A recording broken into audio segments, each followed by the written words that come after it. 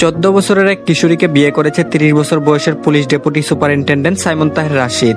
তার টাইটেল নবাব বাড়ির গোপন অভিভাবক। পরিবারের নাম রাশিদ। ঢাকার হেডকোয়ার্টার থেকে পাঠানো এই অফিসার কেবল সাহসী না, এক ধরনের গম্ভীর অথচ আকর্ষণীয় ব্যক্তিত্বে ভরপুর। যে কিনা কোনোদিন বিয়ে না করার শপথ নিয়েছিল নিজের সাথে, সারা জীবন দেশের হয়ে কাজ করতে চাই, নিজের বাড়িতেও থাকে কম, নিজেকে কাজে ব্যস্ত রাখে। সে কিনা বিয়ে করেছে এক কিশোরীকে, এ বিষয়ে সে নিজেও এখনো অবগত না। ঘুমটার আড়ালে যে এক কিশোরী ছোট্ট ফুল আছে তার বিবাহিত স্ত্রী, বয়স নাম ঠিকানা কোনো কিছুই সে জানে না। এদিকে আল্লাহর কি পরিহাস, ভাগ্যের নীলা খেলায় এই মেয়েটি আজ তার বিবাহিত স্ত্রী, যার মুখের দিকে তাকিয়ে লোকজন বলে এই লোকটা একবার তাকালে আসামি নিজে হাত জোর করে আত্মসমর্পণ করে।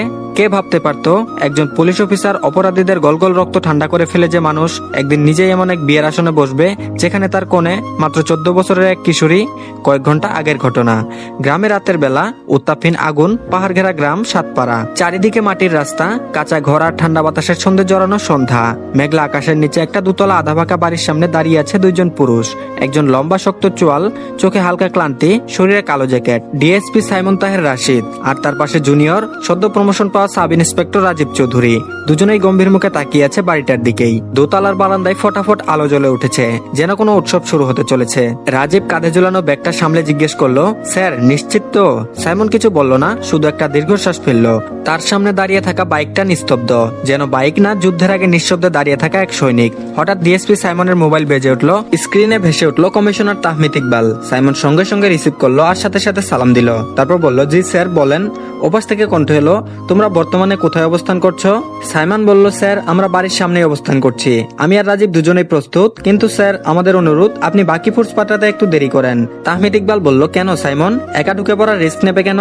সাইমন বলল, স্যার আপনি তো জানেন আসামি কামরান হোসেন সন্ত্রাসী নেটওয়ার্কের অন্যতম মাথা। ওকে আমরা অনেকদিন থেকে ট্র্যাক করছি। এবার হাতের নাগালের মধ্যে এখন যদি বোঝা যায় ওকে ফলো করা হচ্ছে, তাহলে আর ধরা যাবে না, অসম্ভব ব্যাপার হয়ে যাবে আর পালিয়ে যাবে। সেজন্য আমি যাচ্ছি আগে। আর তাই আপনাকে বললাম কোনো ফোর্স না পাঠানোর জন্য। আমরা দুইজন মিলে হ্যান্ডেল করতে পারবো স্যার। এখনই যদি পুরো ফোর্স ঘিরে ফেলি ও আজ করতে পারবে, আমরা প্রস্তুত। আমি আর রাজীব চুপচাপ ভেতরে ঢুকে পরিস্থিতি বুঝে ফেলি, তারপর আপনি ফোর্স পাঠান। ওপাশ থেকে কয়েক সেকেন্ড নীরবতা, তারপর বলল, ঠিক আছে সাইমন, আমি তোমার বিচার বুদ্ধির উপর ভরসা করি, তবে খুব সাবধানে। সাইমন বলল, জি স্যার। কল কেটে গেল, ফোনটা সাইলেন্ট করে পকেটে রেখে দিল। সাইমন একটা মৃদু ইশারা করলো রাজীবকে। দুজনে ধীরে ধীরে বাড়ির পাশে সরু গলি ধরে এগিয়ে গেল। জানালা দিয়ে উকি দিয়ে দেখতে পেল লাল বেনারসি পরিহিত এক মেয়ে বউ সাজে ঘুমটা দিয়ে বসে আছে। তার পাশে বসে আছে সন্ত্রাসী কামরান হোসেন, মাথায় সাদা টুপি, পাজামা পাঞ্জাবি, হাতে মোটা মোটা আংটি। খুব অল্প সংখ্যক মানুষ রয়েছে বিয়েতে, মনে হচ্ছে বাড়ির কয়েকজন মানুষ আর দু একজন সাক্ষী ছাড়া আর কেউ নেই। সন্ত্রাসী কামরান হোসেন তার এক হাতে সিগারেট, অন্য হাতে মেয়েটির পাতলা আঙ্গুল জোর করে ধরে রেখেছে। বিয়ের কাজী সহ হুজুরেরা সামনে বসে আছে। কাজী বলল, ছবি সহ জন্ম সনদটা আনেন তো, এই বয়সটা না দিলে তো নিকা হয় না মামা। তখন পাশে থাকা তন্দ্রা নামের এক মহিলা, বয়সে 45 থেকে 48, গা ভর্তি গয়না, ঠোঁটে চওড়া হাসি। তিনি বললেন, ও 14 পেরিয়েছে আজ, কিসের সমস্যা? একবার নিকা হয়ে যাক আর বাকিটা আল্লাহ দেখবেন। কামরান হোসেন দাঁড়িয়ে হাত বোলাচ্ছে আর শয়তানি হাসি দিচ্ছে। এই সুযোগে সাইমন ও রাজীব আস্তে আস্তে ঘরের দরজা দিয়ে ভেতরে ঢুকছে। তারা তখনও শুনতে পায়নি ভেতরের কথাবার্তা। সাইমন কাঁধে চাপ দিয়ে রাজীবকে পেছনে ঠেলে দিল। কাজী তখন কাবির নামে কলম চালাতে যাচ্ছে। আর ঠিক তখনই ডিএসপি সাইমন সামনে এগিয়ে এসে জোর গলায় বললেন, Kamran Hossain, you are under arrest. এখান থেকে একদম পালানোর চেষ্টা করবি না, চারিদিকে ঘেরাও করা হয়েছে, তুই কোথাও পালাতে পারবি না। আমাদের হাতে ধরা দেওয়া ছাড়া আর কোনো উপায় নেই তোর। সে আস্তে আস্তে কাছে গিয়ে মাথায় বন্দুক ঠেকালো। সাইমন বলল, রাজীব এখন ওই বাকি ফোর্সকে ইনফর্ম করো, ভিতরে আসতে বলো। রাজীব সাথে সাথে ফোন করে সমস্ত ডিটেলস জানিয়ে দিল। পরিবেশ মুহূর্তেই থমকে গেল। কিছুক্ষণের মধ্যেই ফোর্স এসে পড়ল। সন্ত্রাসী কামরান হোসেন সহ তার 2 সাথীকে গ্রেফতার করে নিয়ে গেল। কামরান একটু রাগী গলায় শাসিয়ে বলল, এর ফল ভালো হবে না, আমি খুব শীঘ্রই ফিরে আসবো। সাইমন তা দেখে তাকে ব্যঙ্গ করে হাসি দিল।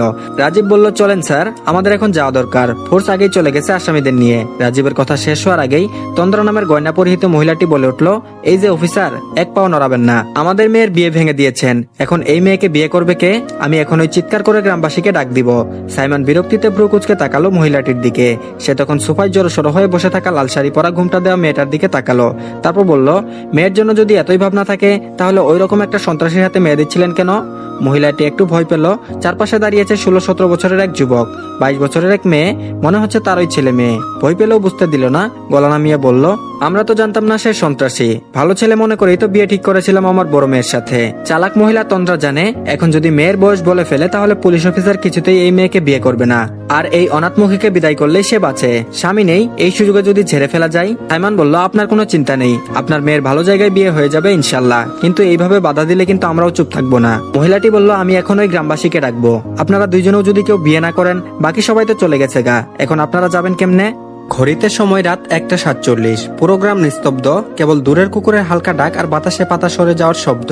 ডিএসপি সাইমন তাহের রাশিদ একবার তাকালো সামনে দাঁড়িয়ে থাকা মহিলার দিকে, তারপর ধীরে ধীরে চোখ গেল লাল বেনারসিতে বসে থাকা মেয়েটার দিকে। মেয়েটি যেন ঘুমটার আড়ালে এক অদৃশ্য পৃথিবী, চুপচাপ, নিস্তব্ধ, অপার। রাজীব পাশ থেকে ফিসফিস করে বলল, স্যার আমরা চলে যাই, লোকজন জড়ো হওয়ার আগেই। কিন্তু ততক্ষণে ঘর থেকে বেরিয়ে এসেছে আরো কয়েকজন, বয়সে মাঝারি, কিছু বয়স্ক। তাদের কণ্ঠে স্পষ্ট উত্তেজনা। তারা বলছে, কি হয়েছে গো তন্দ্রা ভাবি, এই পুলিশ কেন? তন্দ্রা সবাইকে দেখে মুহূর্তের মাঝে নাটক শুরু করলো। তন্দ্রা বলল, ওরা আমাদের মাইয়ার বিয়েটা ভাঙলো, এখন কই যাই? এতদিনের মান সম্মান সব শেষ। এক বৃদ্ধ চাচা গলা উঁচু করে বললেন, বিয়ে ঠিক হয়েছে শুনছিলাম, কিন্তু এখন আবার কি হলো, হঠাৎ পুলিশ আইলো কই থেকে? তন্দ্রা আরো সুযোগ পেল কথা বলার, তারপর বলল, মায়ার বিয়ে ঠিক করছিলাম, এখন দেখি পোলাটা একটা দাগি আসামি, পুলিশ এসে ধইরা নিয়ে গেল। এখন এই বিয়ে ভেঙে যাওয়া মাইয়ার বিয়ে কেডা করবো আল্লাহ গো? মাইয়াটার সাথে কি হইলো? অনেক ভালো মাইয়া, ছোট থেকে আমাদের সামনে বড় হয়েছে, এখন বিয়া না হলে গ্রামে আর মুখ দেখাতে পারবো না, আর কি বিয়া হইব? তন্দ্রা এবার ঘুমটার দিকে ইশারা করে নিজের সুর মিলিয়ে বলল, তোমরা নিজে থেকেই কইছো মাইয়াটা কেমন চুপচাপ ভদ্র, সবকিছু হয়েছে ওই যে দাঁড়াইয়া আছে এই অফিসারটার জন্য। এখন একটাই উপায়, এই অফিসারদের মধ্যে একজন বিয়া করবে আমার মাইয়াডারে। মাইয়াডারে বিয়া না করলে মেয়েটার জীবন একেবারে শেষ। সাইমন এবার চোখ বন্ধ করলো কিছুক্ষণের জন্য।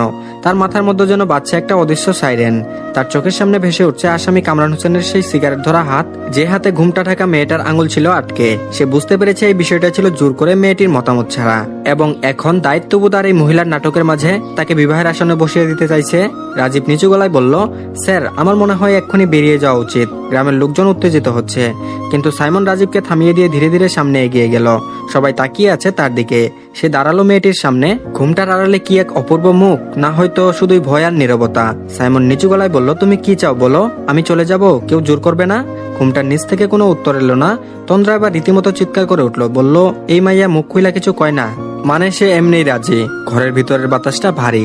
লাল বেনারসি পরা মেয়েটি চুপ করে বসে, মুখ ঘুমটার আড়ালে, কিন্তু তার নীরব উপস্থিতি গোটা ঘরে একটা অপার্থিব টান এনে দিয়েছে অন্যদিকে। গ্রামবাসীরা ঘরের বাইরে জড়ো হতে শুরু করেছে, চোখে মুখে উত্তেজনা, মুখে ফিসফাস। কেউ বলছে এই পুলিশ অফিসার মাইয়াডারে বিয়ে না করলে আজই পত্র পত্রিকায় উঠবো, কেউ আবার বলে ভালো কইরা বিয়ে করায় তারপর এখান থেকে যাইতে দিতে হবে।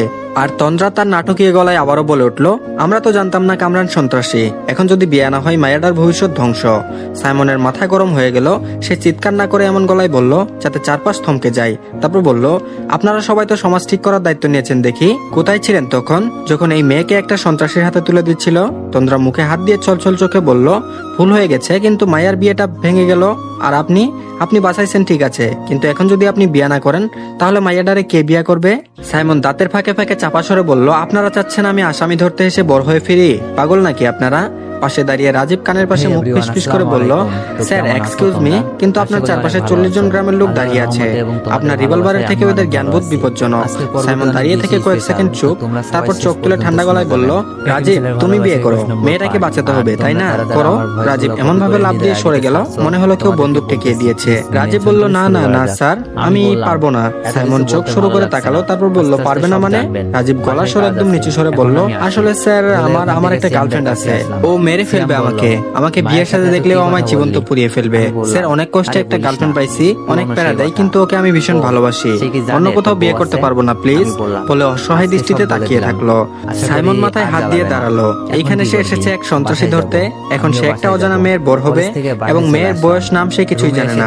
এই পরিস্থিতি থেকে পালানোর আর কোনো রাস্তাও খুঁজে পেল না সে একটা দীর্ঘশ্বাস ফেললো, তারপর বলল, ঠিক আছে কাবিন করেন। সেখানে উপস্থিত থাকা সবাই তখন ওই করে চিৎকার করে উঠলো। তন্দ্রা মহিলার মুখে শয়তানি হাসি, চোখে আনন্দের অশ্রু। কাজী হুজুর খুশিতে কলম চালাতে শুরু করলেন, কিন্তু তখন সাইমনের দৃষ্টি ছিল ঠান্ডা, স্থির আর গভীর।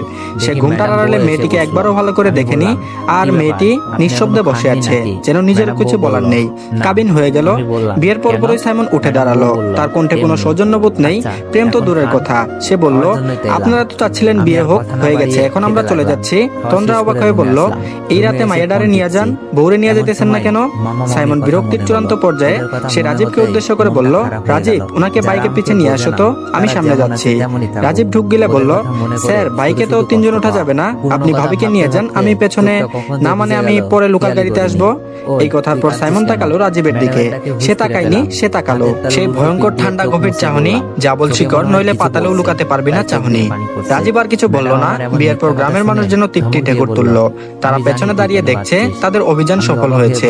সাইমন বাইকের কাছে গিয়ে দাঁড়ালো, নিজের সাদা হেলমেটটা মাথায় চাপিয়ে নিল। পেছন থেকে রাজীব মেয়েটিকে নিয়ে এসেছে। মেয়েটির মুখ ঢেকে আছে ঘুমটাই, মাথা নিচু, পায়ে হাঁটার অনিচ্ছা, যেন প্রতিটি ধাপর জীবনে হাজারটা প্রশ্ন। রাজীব খুব আস্তে করে বলে, ভাইয়া মানে স্যার আপনি কি ঠিক করছেন? সাইমন কোনো উত্তর দেয় না, শুধু বলে, পেছনে বসতে বলো। রাজীব মেয়েটাকে বাইকের পেছনে বসিয়ে দেয়, কিন্তু মেয়েটি একটু দূরে বসে। স্পষ্ট ভাবে বোঝা যায় সে শুতে চায় না, যেন এতক্ষণ সে নিজেই অনুধাবন করছে এই লোকটা তার স্বামী। একটু দূরে বসে সে মুখ ঘুরিয়ে নেয়। সাইমন খানিকক্ষণ চুপ করে থেকে গভীর কণ্ঠে বলে, ভালো করে বসো, এভাবে বসলে পড়ে যাবে। কোনো উত্তর নেই, সে এক চুলও নড়ল না। তখন সাইমন কড়া গলায় বলল, ঠিক করে বসো বললাম, যদি পড়ে যাও আমি কিন্তু থামবো না। মেয়েটা ভয়ে কেঁপে ওঠে, তার দুটো হাত থরথর করে কাঁপে। আস্তে করে খুব ধীরে মেয়েটির ডান হাতটা বাড়ায়। সাইমনের কাঁধে এসে পড়ে সেই হাত। নিঃশ্বাস আটকে রেখে সে নিজেকে সামলে বসে। সাইমন বাইকে স্টার্ট দেয়, ক্লাচ ছাড়ে, বালি ধুলো উড়িয়ে বাইকটা বেরিয়ে পড়ে অন্ধকার রাতের পথ ধরে। গ্রামটা পেছনে পড়ে যায়, আর মেয়েটির চোখে জমে ওঠে জল। সেই জল নিঃশব্দ, এক ফোঁটা এক ফোঁটা করে গাল বেয়ে গড়িয়ে পড়ে। সাইমন জানে মেয়েটা কাঁদছে, সে শুনতে পাচ্ছে নিঃশ্বাসের কম্পন। পিছন থেকে যে কাঁপা কাঁপা নিঃশ্বাস আসছে তা কারো চোখের কান্না না দেখেও চিনে ফেলা যায়। তবুও সে কিছু বলল না, একটা শব্দও না। এই মুহূর্তে সে জানে কিছু বলা মানে আরো কিছু জটিলতা টেনে আনা। সে বাইক চালায়, শহরের আলো ধীরে ধীরে তাদের গিলে নেয়। 2 ঘন্টা পর ঢাকা পুলিশ কমিশনার অফিস। রাত প্রায় 2-3টা, অফিস ফাঁকা। কমিশনার স্যার তখন কফি খাচ্ছিলেন নিজের কেবিনে। হঠাৎ দরজায় ঢুকা, may I come in sir? Sir চোখ তুলে দেখলেন সাইমন একদম শান্ত মুখে দাঁড়িয়েছে। অফিসার বললেন, কামিন মাই বয়, তুমি আজকে চমৎকার কাজ করেছো, আমি জানতাম তুমি পারবে, বাট এত লেট কেন হলো তোমার আসতে? আর রাজীব কোথায়? আর তুমি এরকম গম্ভীর মুখে আছো কেন? এমনিতেই তো তুমি হাসো না, এত বড় একটা কেস সলভ করলে এবার তো একটু হাসো, বলে ওর কাঁধে হাত দিলেন। সাইমন বলল, স্যার আপনার সাথে কিছু কথা ছিল, অনেক ইম্পর্টেন্ট। অফিসার বলল, ইয়েস মাই বয়, বলো। কেন একটা কথা? অনেকগুলো বলো আজকে তুমি, আমার মন ভালো করে দিয়েছো। সাইমন সব খুলে বলল। প্রথমে সন্ত্রাসী ধরার মিশন, তারপর মেয়েটিকে উদ্ধার, এরপর গ্রামবাসীদের চাপ এবং বিয়ে। কমিশনার তাহমিদ ইকবাল একটু চুপ থেকে হঠাৎ হু হু করে হেসে উঠল। তারপর বলল, তুমি বলেছো তুমি একটা আসামি ধরতে গিয়ে বউ নিয়ে ফিরে এসেছো। সাইমনের চোখ কুঁচকে গেল। তারপর বলল, স্যার এটা হাসির কিছু না। তাহমিদ ইকবাল বলল, আরে আমি হাসছি এই ভেবে তোমার মতো গম্ভীর লোকটাও বিয়ে করতে পারে, তাও অভিযানে গিয়ে। সাইমন বলল, স্যার দয়া করে হাসা বন্ধ করুন, এটা আমার জন্য অপমানজনক পরিস্থিতি। কমিশনার তাহমিদ ইকবাল মুখ চেপে হাসি থামালেন। তারপর বললেন, আচ্ছা ভালো, ওকে নিয়ে এসো দেখি, একবার দেখি কে এমন ভাগ্যবতী যে তোমার মতো বর পেয়েছে। সাইমন ধীরে ধীরে মাথা ঝুঁকিয়ে স্যালুট করে বাইরে বেরিয়ে গেল। 2 মিনিট পরে সে ঘরে ঢুকলো মেয়েটিকে নিয়ে। মেয়েটি এখনো সেই লাল বেনারসি পরে আছে, মাথায় ঘুমটা যা ঠোঁট পর্যন্ত নামানো, মুখ দেখা যায় না, কেবল একজোড়া কাঁপতে থাকা হাত বুকের কাছে ধরা। কমিশনার তাহমিদ ইকবাল ভ্রু কুঁচকে বললেন, মামুনি তোমার যদি কোনো সমস্যা না থাকে ঘুমটা সরাও, কথা বলার সময় মুখ দেখা দরকার। সাইমন মেয়েটির দিকে একবার তাকালো, মেয়েটির হাত কাঁপে, সে ধীরে ধীরে ঘুমটা সরায়। আর সেই মুহূর্তে সাইমন যেন চেয়ারে গেঁথে যায়, ঘরের বাতাস থেমে যায়। ঘুমটা সরে যেতেই স্পষ্ট হয়ে ওঠে একটি অপূর্ব পুতুলের মতো মুখ, একটু গুলগাল গাল, টকটকে হলুদ ফর্সা গায়ের রং, কান্না করার ফলে নাকের ডগা টুকটুকে লাল হয়ে গেছে, মনে আছে গ্লাস দেওয়া, তাছাড়া কোনো সেরকম মেকআপ নেই। গাল বেয়ে পড়ছে শুকিয়ে যাওয়া কান্নার রেখা, চোখের নিচে হালকা ফোলা ভাব, পরিষ্কার বোঝা যায় অনেকক্ষণ ধরে কেঁদেছে। চোখ জোড়া বড়, ডাগর, হাইট দেখে মনে হচ্ছে 5 ফিট 1-2 হবে খুব জোর, ছোট একটা বাচ্চার মতো। এটা দেখে আরো অবাক হয় দুজনেই, কিন্তু সেই চোখে আজ শুধু একটাই অভিব্যক্তি, আর ভয়। কমিশনার তাহমিদ ইকবালের চোখ জোড়া কুঁচকে তাকান, একবার মেয়েটির দিকে একবার সাইমনের দিকে। তারপর বলল, তুমি বলছো এই মেয়েটাকে তুমি বিয়ে করেছো? এই পুতুলের মতো দেখতে, এটা একটা মেয়ে না, এটা একটা শিশু। সাইমন গলা খাকারি দিয়ে মুখে হাত রাখে, কিছু বলার মতো অবস্থা নেই। কমিশনার তাহমিদ ইকবাল কপাল কুঁচকে বললেন, তোমার নাম কি? মেয়েটি নিচু গলায় ভয়ে কাঁপতে কাঁপতে বলল, নাফিসা। তাহমিদ ইকবাল বললেন, ঠিকানা? মেয়েটি বলল, সিরাজগঞ্জ, কাজীপুর, বড়হাট। তাহমিদ ইকবাল বলল, বয়স? মেয়েটি এবার মুখ তুলে, আর চোখে অসীম ক্লান্তি, কান্নার দাগ ভিজে থাকা চোখ দুটো কেমন যেন ফাঁকা। তারপর বলল, 14। ঘরের মধ্যে মুহূর্তে যেন নিঃশব্দ বিস্ফোরণ ঘটে গেল। কমিশনার হঠাৎ চমকে এক ঝটকায় চেয়ার থেকে উঠে দাঁড়ালেন। তারপর বললেন, 14? সাইমন একবার পিছিয়ে গিয়ে চমকে তাকায় মেয়েটার দিকে। এই প্রথম যেন উপলব্ধি করলো সে সে কি করে ফেলেছে। মেয়েটির মুখ দেখে এক মুহূর্তের জন্য মনে হচ্ছে যেন তার মনের মধ্যে একটি বাচ্চা দাঁড়িয়ে কাঁদছে। তারপর বলল, তুমি আমার সাথে এটা করলে কেন? সাইমন বলল, স্যার আমি জানতাম না ওর বয়স, আমি ওর মুখটাও ভালো করে দেখিনি। কমিশনার রাগে গর্জে উঠলেন, তারপর বললেন, এটা কি সাধারণ কেস? 14 বছরের কিশোরীকে বিয়ে করেছো, আমাদের দুজনের চাকরি যাবে, পেছে উঠলে তো আরো বড় বিপদ, তোমার জন্য তো আরো বিপদ, তোমার ফ্যামিলিতে তো আবার রাজনীতি করে, এটা যদি সরাসরি হয় আমাদের ডিপার্টমেন্ট সহ তোমার বাবার রাজনীতি ক্যারিয়ার নিয়ে টানাটানি হয়ে যাবে। সাইমন এবার ঠান্ডা গলায় বলল, স্যার আমি ওকে জিজ্ঞেস করেছিলাম, ও কিছু বলেনি। আর তন্দ্র নামের মহিলা এত নাটক করছিল, আমি পরিস্থিতির চাপে পড়ে গিয়েছিলাম। কমিশনার এবার নাফিসার দিকে তাকালেন, তারপর বললেন, তুমি কেন কিছু বলনি? তোমার মুখ নেই? নাফিসা চুপ করে থাকে, তার চোখের পাতা কাঁপছে। কিছুক্ষণ নীরবতা, তারপর এক নিঃশ্বাসে সে বলল, আমার বাবা মা অনেক বছর আগে মারা গেছে, মামা মামির কাছে বড় হয়েছি, মামা খুব ভালো, কিন্তু মামি। গলার স্বরটা কেঁপে উঠলো, তারপর বলল, মামি আমাকে অনেক অত্যাচার করতো, আমাকে কোনো কথা বলতে নিষেধ করেছিল, বিয়ের আগের রাতে খুব মেরেছে, বলেছে আমি যদি কিছু বলি তাহলে আমায় ঘর থেকে বের করে দেবে, কেউ আমাকে নেবে না। তার চোখ দিয়ে গড়িয়ে পড়ছে জল। সে আবারও বলল, আমি বিয়ে করতে চাইনি, আমি বলেছিলাম কিন্তু কেউ শুনেনি, আমি অনেকবার বলেছি কিন্তু শব্দ আটকে গেল। কমিশনার মুখ কঠিন করে জিজ্ঞেস করলো, তুমি কোন ক্লাসে পড়ো? নাফিসা মাথা নিচু করে কাঁপা কণ্ঠে বলল, অষ্টম শ্রেণী। এবার সাইমন পিছনে গিয়ে দেয়ালে হেলান দিয়ে দাঁড়িয়ে পড়ে, নিজের দুই হাত শক্ত করে মুঠো করে ফেলে, ওর হাত কাঁপছে রাগে। কমিশনার তাহমিদ ইকবাল বিস্ময়ে তাকিয়ে রইল মেয়েটার দিকে। একটা ছোট্ট মেয়ে, স্কুল পড়ুয়া, এত কম বয়সে এইভাবে ঠেলে দেওয়া হলো সংসারে। নাফিসার গলার স্বর ভাঙ্গা ভাঙ্গা, তারপর বলল, মামা বাসায় ছিল না, মামি এই সুযোগে আমাকে বিয়ে দিতে চেয়েছিল, আমি কিছু বলতে পারিনি, অনেক কেঁদেছিলাম, কেউ শুনেনি, আমাকে মেরেছে, জোর করে সাজিয়েছে, বিয়ের মঞ্চে বসিয়েছে, তখন কেউ একটা বাঁচানোর জন্য আসবে জানতাম না। শেষের দিকে গলা ফেটে গেল তার, সে ফুপিয়ে ফুপিয়ে কাঁদতে শুরু করলো। তারপর বলল, আমি তো শুধু পড়তে চাই, আমি তো কারো স্ত্রীর পরিচয়ে বাধা পড়তে চাইনি। মেয়েটার কথা শুনে অফিস ঘরটা যেন স্তব্ধ হয়ে গেল। কমিশনার নিজের মুখ ফিরিয়ে জানালার দিকে তাকিয়ে রইলেন। অন্যদিকে সাইমন ঠিক পাথরের মতো দাঁড়িয়ে, একদম নিঃশব্দ, তার মুখে কোনো অভিব্যক্তি নেই, কিন্তু চোখের গভীরে যেন ঝড় বইছে। শুধু তাকিয়ে রইল মেয়েটার দিকে, তার ভিতরে কি চলছে কেউ জানে না। তবে বোঝা যাচ্ছে এই বিয়েটা ছিল কেবল কাগজের ছাপ নয়, এক বিপদ আর অন্যায়ের দলিল, যার সাক্ষী সে নিজেই হয়ে গেছে অজান্তে। এখন প্রশ্ন একটাই, এরপর কি? তো ধন্যবাদ সবাইকে, আজকে এই পর্যন্তই। গল্পটি যদি ভালো লাগে, যদি সবাই শুনতে চান, তাহলে অবশ্যই কমেন্টের মাধ্যমে জানাবেন, আর যদি না শুনতে চান সেটাও জানাবেন, এটা আর কন্টিনিউ করব না। আর অপরিণত ভালোবাসা গল্পের পার্ট ইনশাল্লাহ আগামীকাল আসবে। তো ধন্যবাদ সবাইকে, ভালো থাকবেন সবাই।